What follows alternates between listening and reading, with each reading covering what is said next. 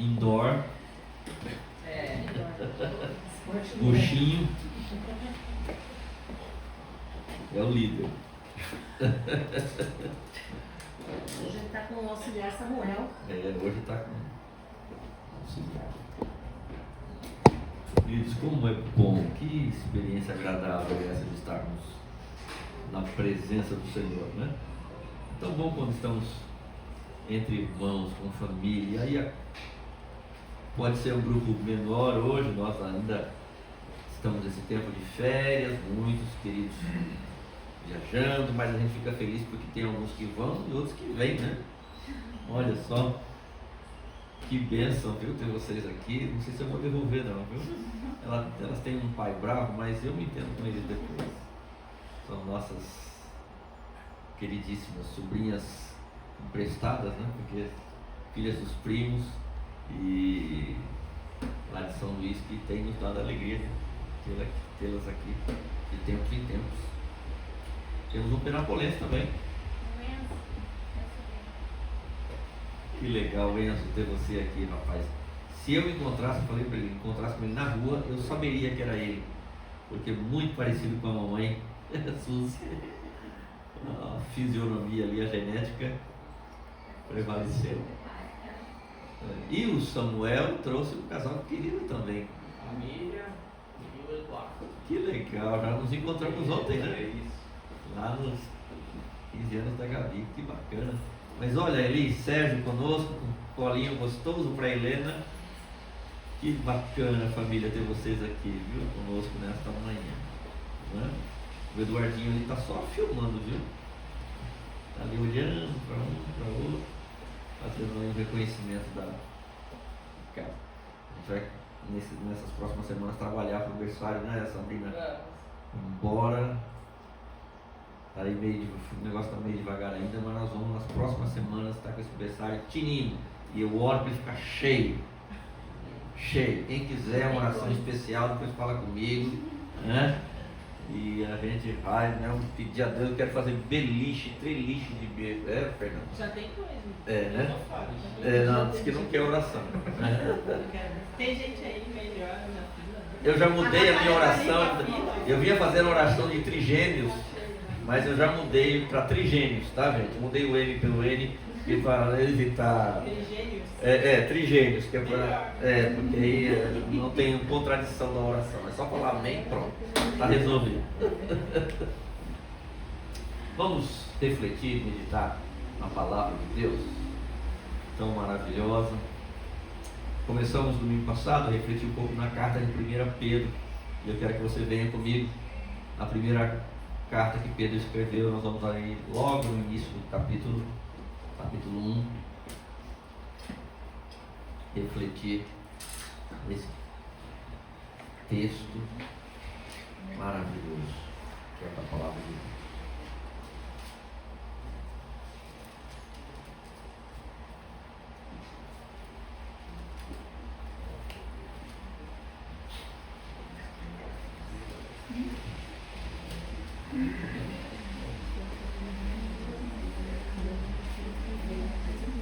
Pedro, nós vamos do verso 3 até o verso 12.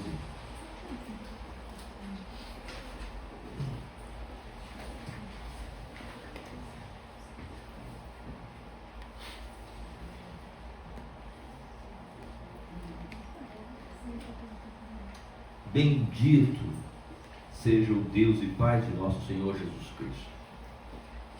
Conforme a sua grande misericórdia, Ele nos regenerou para uma esperança viva, por meio da ressurreição de Jesus Cristo dentre os mortos, para uma herança que jamais poderá perecer, macular-se ou perder o seu valor. Herança guardada nos céus para vocês, que mediante a fé são protegidos pelo poder de Deus até chegar à salvação, prestes a ser revelada no último tempo. Nisso vocês exultam, ainda que agora, por um pouco de tempo, devam ser entristecidos por todo tipo de provação. Assim acontece. Para que fique comprovado que a fé que vocês têm, muito mais valiosa do que o ouro que perece, mesmo que refinado pelo fogo, é genuína e resultará em louvor, glória e honra quando Jesus Cristo for revelado. Mesmo não o tendo visto, vocês o amam. E apesar de não o verem agora, creem nele e exultam com alegria indizível e gloriosa, pois vocês estão alcançando o alvo da sua fé, a salvação das suas almas. Foi a respeito dessa salvação que os profetas falaram, que falaram da graça destinada a vocês, investigaram e examinaram, procurando saber o tempo e as circunstâncias para os quais apontava o Espírito de Cristo que neles está, quando lhes predisse os sofrimentos de Cristo e as glórias que se seguiriam àqueles sofrimentos. A eles foi revelado que estavam ministrando não para si próprios, mas para vocês, quando falavam das coisas que agora lhes foram anunciadas por meio daqueles que lhes pregaram o Evangelho pelo Espírito Santo, enviando dos céus coisas que até os anjos anseiam observar. Vamos orar. Senhor querido, que tamanho privilégio o Senhor nos dá nesta manhã. Muito obrigado. Que experiência fabulosa de estarmos na Tua presença. Indescritível, Senhor Deus. Profunda. E é isso que queremos nesta manhã. Continuar experimentando e mais do que isso, queremos sorver. Queremos nos alimentar com cada palavra que tens para nós, com cada direcionamento, com cada comando do Senhor para nós. Pedimos, querido Pai, que o Senhor fale com cada um de nós aqui, dos menores aos maiores, dos mais novos aos mais velhos, experientes, todos, que todos nós sejamos impactados pelo Teu Espírito, pela Tua palavra. Amém. Oramos pedindo isso ao Senhor em nome de Jesus. Amém. Amém. A resposta que Pedro nos apresenta no livro dele, nessa carta tão rica, é a resposta para uma pergunta que o ser humano se faz já há muito tempo. Os irmãos vão perceber que esta mesma pergunta presente lá para os primeiros leitores desta carta está presente aqui também. E olha, e tantas coisas já aconteceram. E olha que o cenário lá deles talvez tivesse muito mais carências do que nós temos hoje. Quantas facilidades, quantas conveniências, quantas bênçãos Deus nos acrescentou ao longo destes séculos. Mas a pergunta parece que é para agora, assim como era para aquele tempo também. E será, continuará sendo. E a pergunta é: qual é a graça da vida? Tem graça de viver?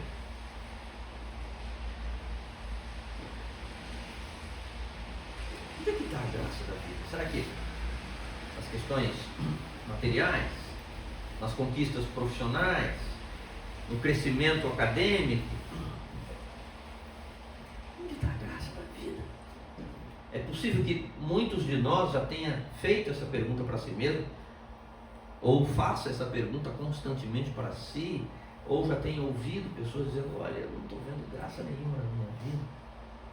Isso pode acontecer num momento de muita decepção, de muita frustração, momentos difíceis, se nós sabemos que eles existem. Mas há resposta para essa pergunta vindo do céu através da palavra de Deus, e é uma resposta completa. Quando lemos um texto como esse, é um texto com tanta informação, não é? Com tantas mensagens aqui acopladas, que a gente diz, poxa vida, mas como é que eu faço? Como é que eu entendo isso aqui tudo? E aí nós precisamos, de uma maneira bem resumida, entender esse bloco aqui do 3 ao 11, que tem a Deus como centro desta resposta e desta mensagem, né?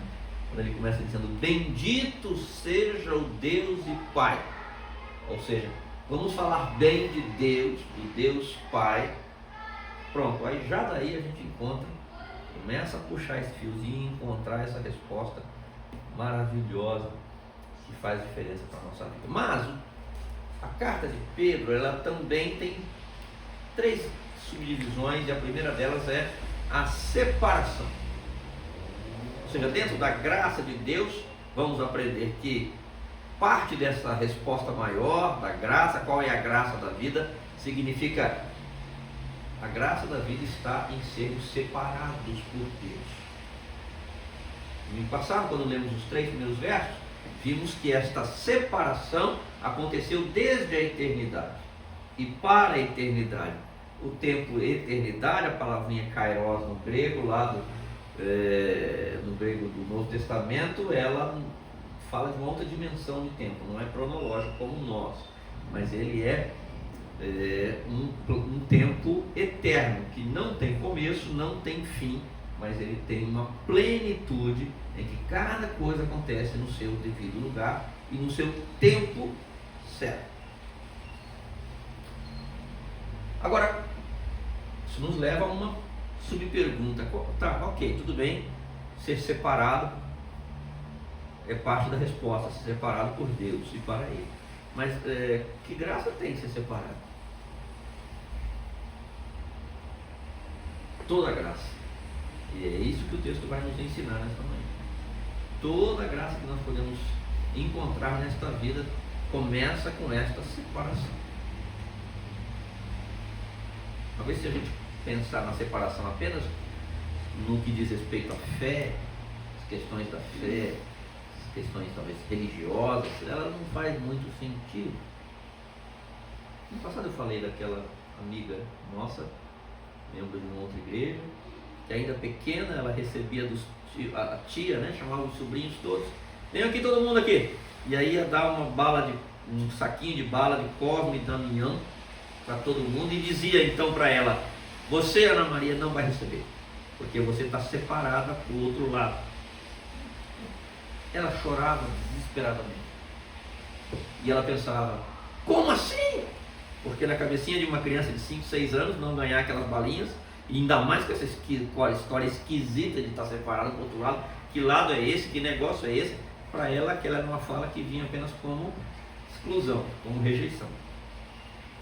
Já adulta, conheceu a Jesus, e aí foi compreender o amor de Deus agindo na vida dela e preservando a vida dela. O texto diz isso, que nós somos guardados pelo poder de Deus. E quando nós conhecemos ao Senhor, nós vemos quantas vezes nós poderíamos ter caído e até mesmo morrido, de quantas armadilhas Deus nos criou, nos guardou, nos preservou, como a nossa vida poderia ter ido por caminhos terríveis, mas não foi, porque Deus estava ali. Mesmo que, ele disse exatamente isso, mesmo que invisível, mesmo que nós não pudéssemos vê-lo, mas o Senhor nos acompanhava e nos preservava. Uma criança pequena de 5 anos talvez tivesse discernimento, talvez não, certamente não tinha discernimento para entender isso, até que esta graça tenha sido revelada mais claramente para ela. Mas para cada um de nós é preciso que a gente compreenda que parte da graça da vida se encontra exatamente em sermos separados pelo Pai e para o Pai, que é o tema de hoje. E aí nós vamos já de antemão entender que esta graça verdadeira nasce no caráter perfeito de Deus. Não somos, não fomos e não seríamos separados porque nós somos legais. Olha ali o fulano. Ah, poxa vida, Samuel, eu gosto tanto quando você está aqui, porque eu gosto de usar você como exemplo.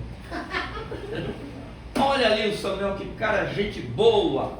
Vai lá, Anjo, vai lá, Miguel, ou Gabriel, vai lá e põe um X na testa do Samuel, que ele está separado porque ele é um cara bacana. Não, não foi assim.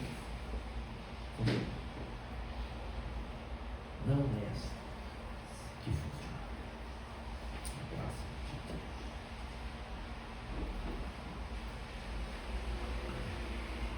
Assim como a água, e nós temos essa abundância, graças a Deus, é tomada por quem mais está com sede. A graça é para quem mais reconhece que precisa dela. Jesus disse: eu não vim para aqueles que se acham sãos, eu vim para os pecadores. Eu vim para quem realmente diz: Senhor, eu estou com sede do Senhor. Então toma água. Jesus disse isso para nós essa noite: eu tenho uma água que, se você beber, você nunca mais vai ter sede. Água da graça. Agora, o que nós aprendemos sobre esta separação?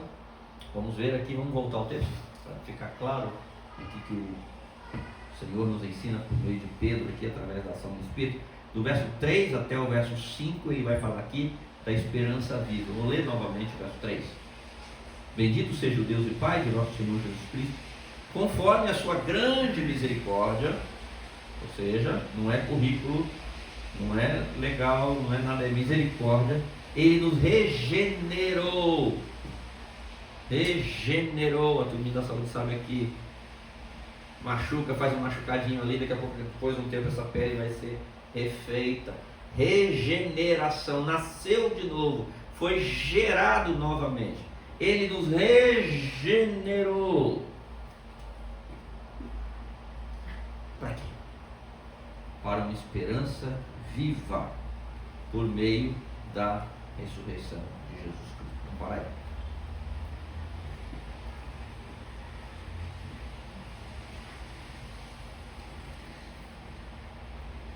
Separação, esta separação,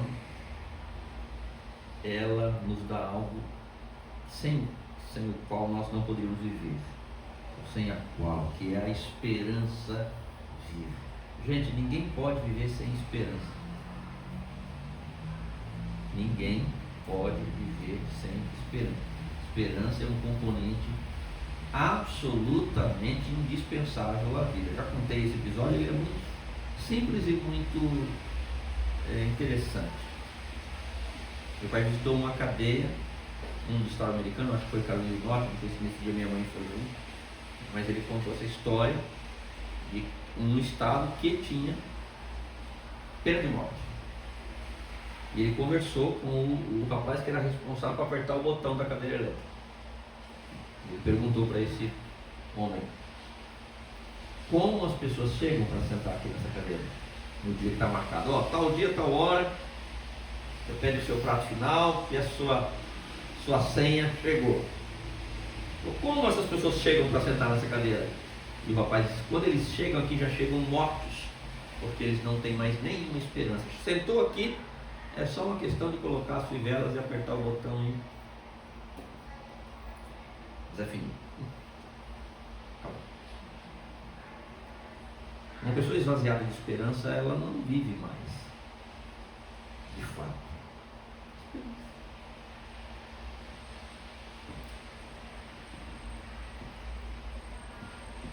A palavra esperança é uma derivação de outra palavra que é espera. E, portanto, a ideia de esperança é uma capacidade de olhar para frente e ver os benefícios que vêm na direção de cada um de nós. Eu olho para frente, eu olho para os meus filhos e tenho comigo a grata esperança no meu coração de vê-los bem-sucedidos, de vê-los abençoados, de vê-los no futuro homens de Deus, maridos. Há uma esperança no meu coração relacionada à vida deles. Mas de uma maneira mais ampla, a Bíblia fala aqui de uma esperança viva. E esta esperança viva, ou seja, que jamais morre, aonde está aqui diz que a esperança é a última que morre. Esta não morre, nem no começo nem no fim, não morre. É uma esperança viva.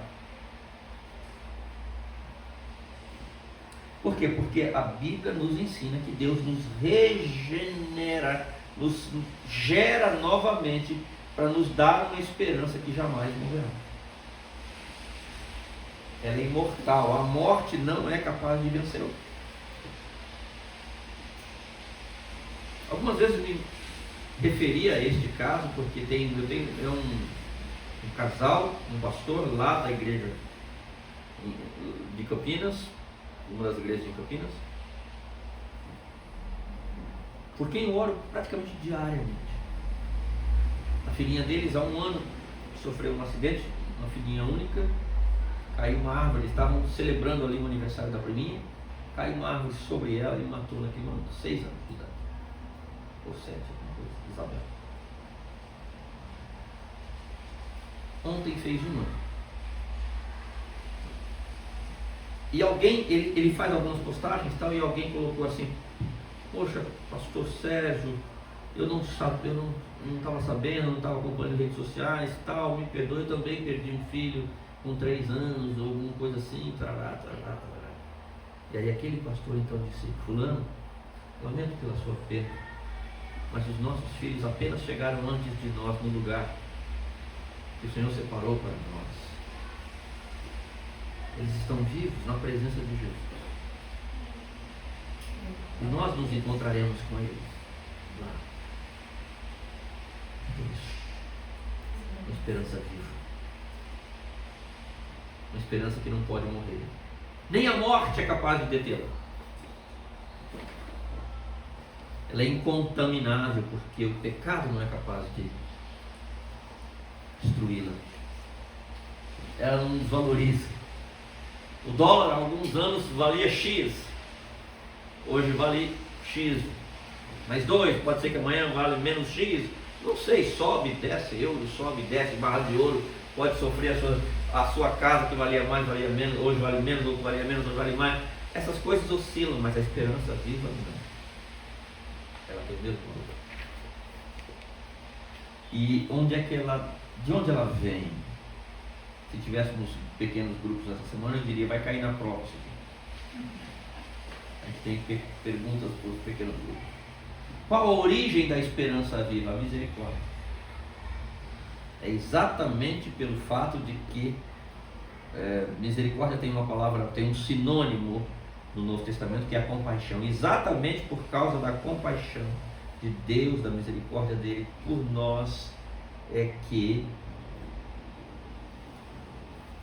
nós fomos marcados com esta separação. Filho, eu quero você na minha casa. Filha, eu quero você sentado ao redor da minha mesa. Misericórdia. Vamos nos lembrar que o amor de Deus, ele é gracioso e misericordioso. A graça é aquilo que nós não merecemos e Deus nos dá. E a misericórdia é aquilo que nós merecemos, mas Deus não dá. Nós somos pecadores, merecemos a morte, merecemos o sofrimento eterno, mas pela misericórdia dele, ele diz: eu vou fazer o seguinte, eu vou pagar a sua penalidade, meu filho vai pagar essa penalidade no seu lugar, e você está livre para se sentar na mesa, na minha mesa. É misericórdia. De onde vem a esperança viva? Da misericórdia de Deus. Qual a sua razão? A razão da esperança é a ressurreição de Jesus Cristo.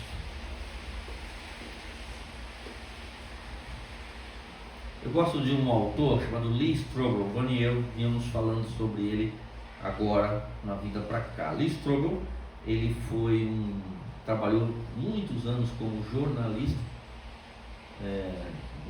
no jornal Chicago Tribune, e ele foi mais um daquela lista de ateus que diz: eu vou escrever, vou provar que esse negócio de fé em Jesus é uma furada.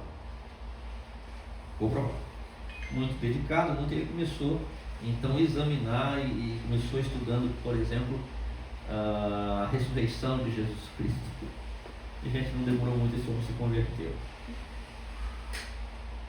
Se converter. Tem 2 livros que eu recomendo com muita facilidade, com muito entusiasmo. Um deles é Em Defesa da Fé e o outro é Em Defesa de Cristo. Você quer ler 2 livros bons? Lê esses 2 livros. Muito bom. E ele faz aqui uma pequena lista das evidências da ressurreição de Jesus Cristo. Diz lá, uma delas: os discípulos morreram por esta causa. Gente, é bem provável que alguém sustente uma mentira por algum tempo, mas fala assim: ó, agora você tem uma faca no seu pescoço aí. É mentira ou é verdade? O cara fala: não, não é mentira. Mas é verdade, sim. Eu estive com Jesus, ele ressuscitou. Pode cortar meu pescoço. Foi isso que aconteceu com os discípulos. Eles morreram, foram até o fim. É verdade, eu não vou negar uma coisa que é verdade. A conversão de céticos. O Lee Strobel é um, mas a história está cheia de exemplos. Mudanças em estruturas sociais fundamentais. Se você observar as pessoas que efetivamente têm feito diferença na vida de outros, você vai encontrar uma lista interminável de cristãos verdadeiros, de igrejas. Pega o Exército da Salvação, por exemplo. Você tem muitas vezes uma tragédia, estão lá os irmãos do Exército da Salvação. Por quê? É o amor de Cristo, gente.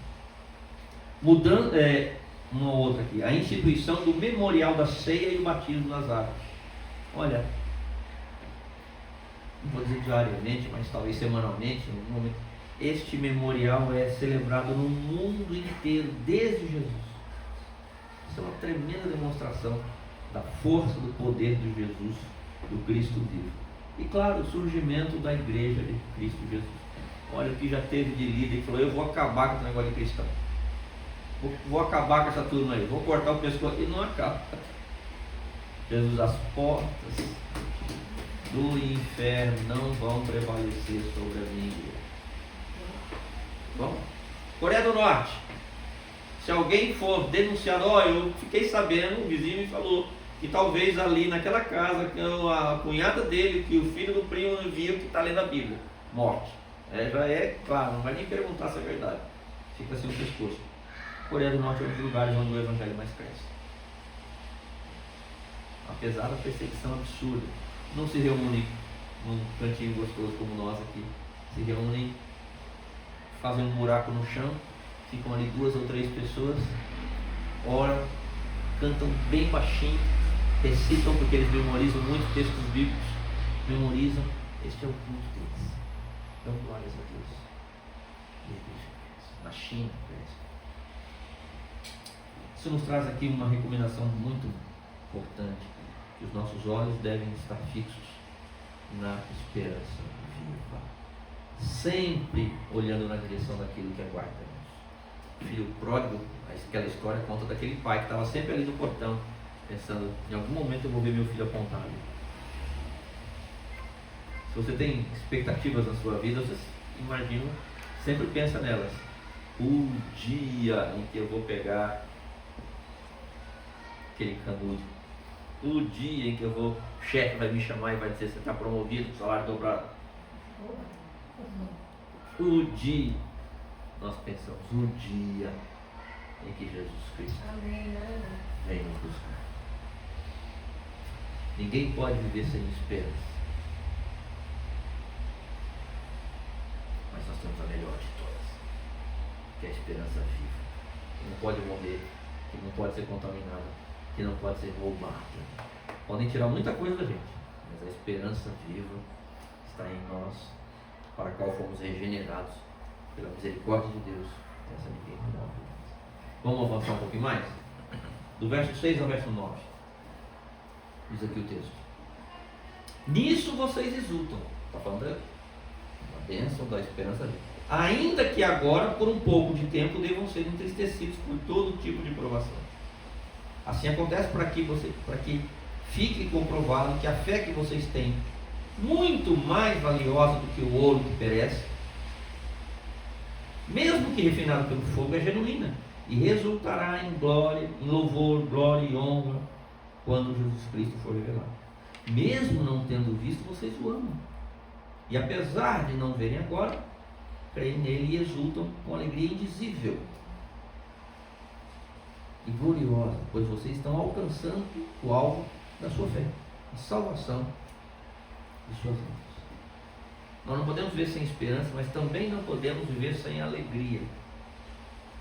E a alegria é um estado de ânimo, né? E contentamento. Fiquei tão alegre, feliz hoje de ver minhas queridas, ver todos os irmãos que estão conosco nesta manhã, né?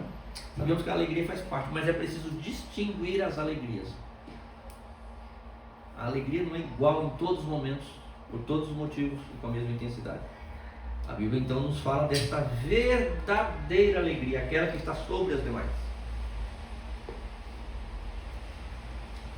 E é interessante porque ele diz que esta que está sobre as demais é uma que é depurada no fogo. Como é que é isso? Depurada no fogo. É isso mesmo.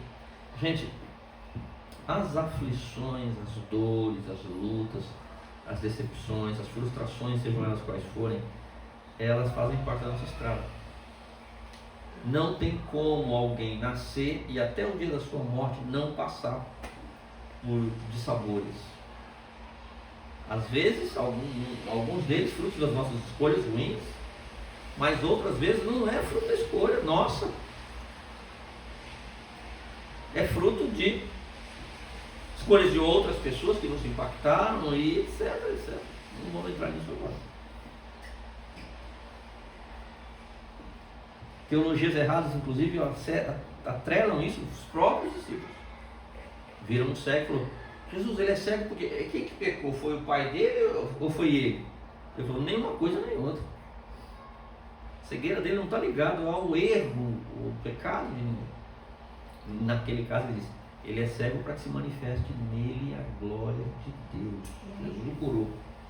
Então, o que nós aprendemos é que esta provação, Tiago vai falar disso, Paulo vai falar disso em Romanos 8, ela ativa como um play para um processo de maturação, uma linha de produção da maturidade.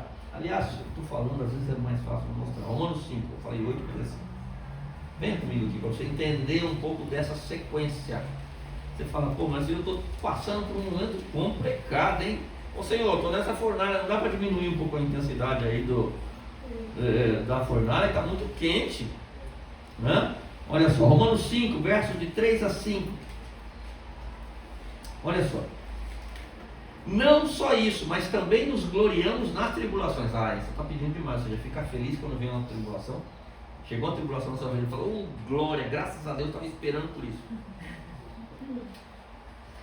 Nos gloriamos nas tribulações porque sabemos que a tribulação produz perseverança.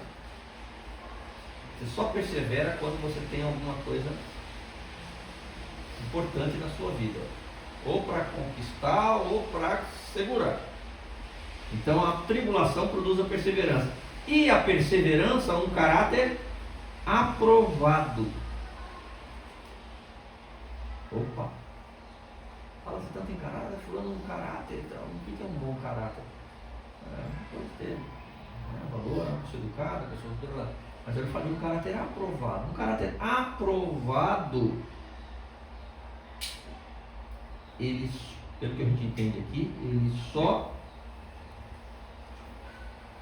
é dado ou só é alcançado por uma pessoa perseverante na fé. Isso já fala bastante coisa. E o caráter aprovado vai nos levar à esperança. Aí olha só. E a esperança não nos decepciona, porque Deus derramou seu amor em nossos corações por meio do Espírito Santo que Ele nos concedeu. Quando aquele pastor disse para o outro assim: eu sei que você está passando, passei por meu filho, mas olha, fica firme, o Senhor está conosco. A esperança não decepciona. Por que a esperança não decepciona? porque o amor de Cristo foi derramado no nosso coração.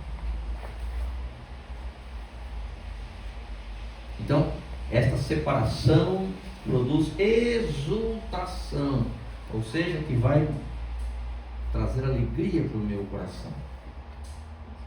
Alegria para o meu coração.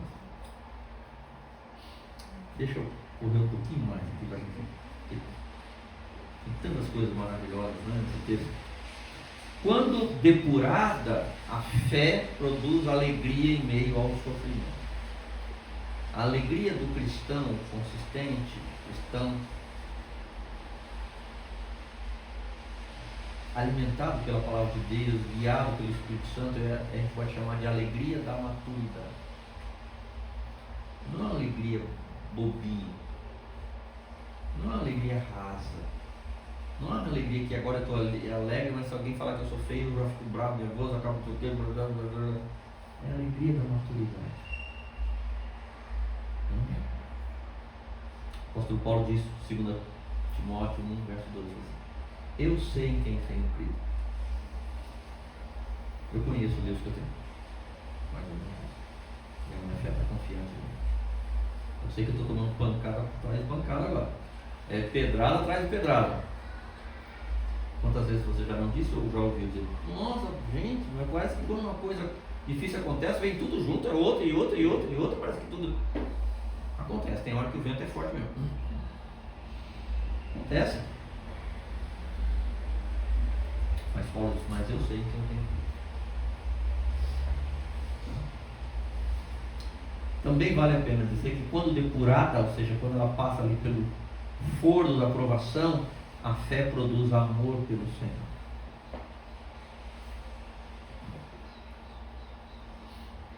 Quantas e quantas vezes eu já fui visitar pessoas no hospital que estão, gente, passando por um momento difícil. Você sai de lá, você vai para orar com aquela pessoa, você vai para cuidar dela, você sai de lá mais edificado, talvez ela.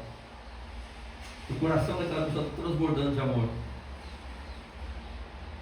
Transbordando de amor pelo Senhor. Então a fé, quando ela é depurada, ela vai produzir amor.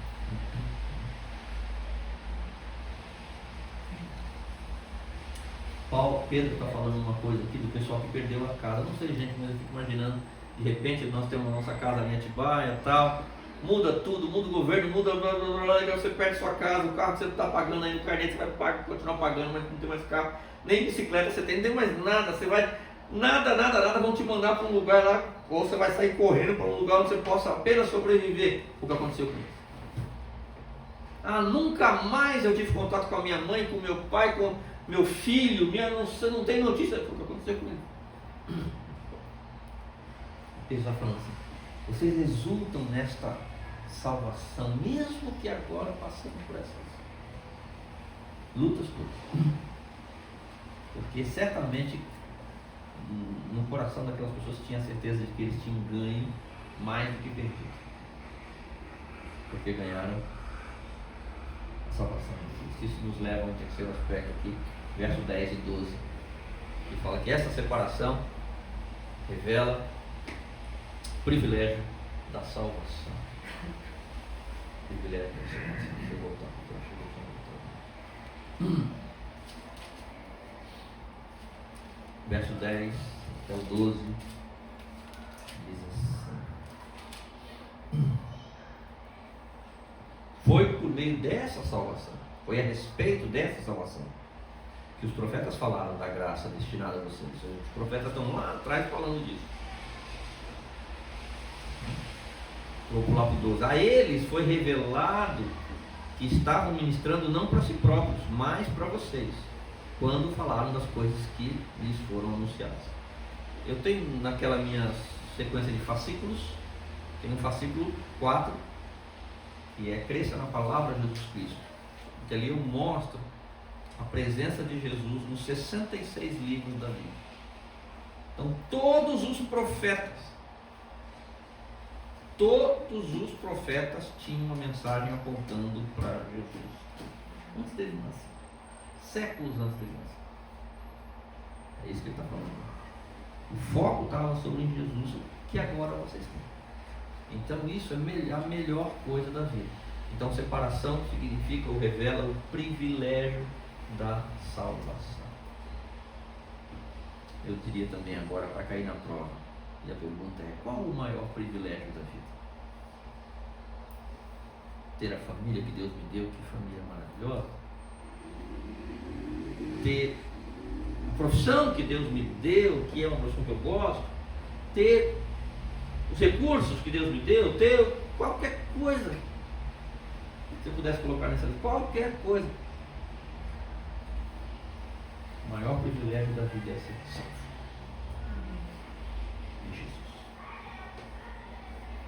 Tenho certeza que os maiores afortunados, ricos da terra, na hora de morrer ali, você troca tudo para ter a sua salvação, para ter a eternidade garantida. Não, mas é na hora. Na hora. Salvação é um presente de Deus. Eu preciso me fazer essa pergunta quando eu leio esse texto: Senhor, que valor eu tenho dado à salvação de Cristo na minha vida? Ao mesmo tempo, um presente misterioso. Pedro está escrevendo aqui, mas tem todo um cenário, como nós temos hoje. Tá? Hoje a gente tem conceitos que povoam a nossa maneira de pensar, ou a maneira de pensar da nossa geração. Mas ali naquela época, o que ele tinha? Para aqueles leitores, que influências eles sofriam? Por exemplo, a influência dos gregos, pensamento grego. Ou seja, isso ainda é muito presente hoje. Mas a ideia de que toda resposta que você precisa, ou busca, você vai encontrar no cosmos. Hoje o horóscopo está aí para falar isso. O que você é? Câncer? Você é? Não, eu sou isso.